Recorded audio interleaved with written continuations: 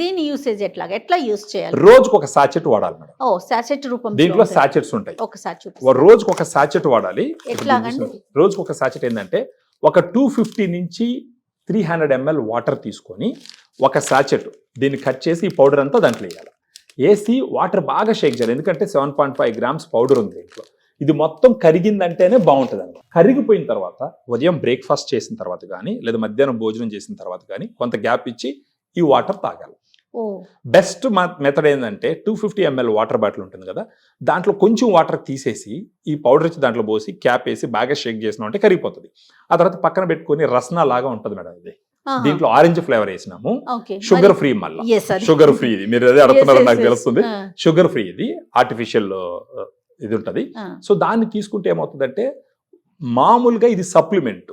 Tablet అయితే అప్పటికప్పుడు వేసుకుంటాం, తగ్గిపోతుంది. కానీ సప్లిమెంట్స్ ఏంటి, ఇప్పుడు గోడ కట్టాలంటే రాత్రి గోడ కట్టలేం కదా మేడం. అవును, కట్టలేం కదా, మామూలుగా పెట్టుకుంటా పోవాలి. సో ఇది ఒక నెల రోజులు తీసుకుంటే వాళ్ళకి మార్పులు చేర్పులు బాగా కనిపిస్తాయి. అంటే కాళ్ళలో కొంచెం నొప్పి తగ్గడము, ఇంతకు ముందర 100 meters వాపు తగ్గడము, కాలు ఫ్రీగా మూవ్ అవ్వడము, సో మెట్లు ఎక్కేటప్పుడు కొంచెం నొప్పి తక్కువగా ఉండడం తెలుస్తుంది.